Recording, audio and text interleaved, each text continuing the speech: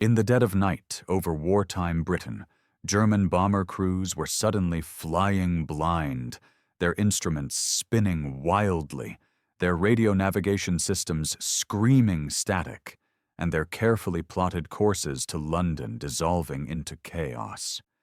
The Nazis called it cowardly, a violation of the honorable rules of war, but this invisible shield would save tens of thousands of British lives and change the nature of warfare forever.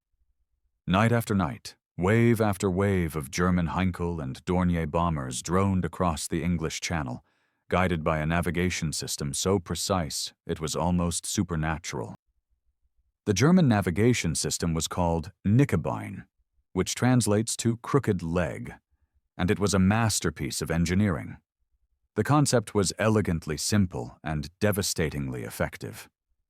Two powerful radio beams were transmitted from stations in occupied Europe, each beam narrow and focused, like invisible searchlights cutting through the night.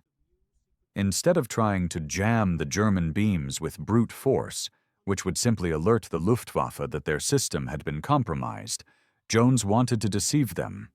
He would build British transmitters that would mimic the German navigation beams perfectly, broadcasting on the exact same frequencies with the exact same signal characteristics, but with one critical difference.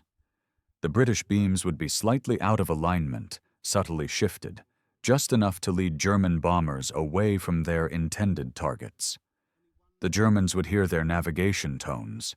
They would follow their beams, and they would believe with absolute confidence that they were on course, but they would be flying into empty fields, into the ocean, into anywhere except where they intended to be. Post-war analysis estimated that British electronic countermeasures reduced German bombing accuracy by as much as 75% during critical periods of the Blitz. The number of lives saved is impossible to calculate precisely, but conservative estimates place it in the tens of thousands.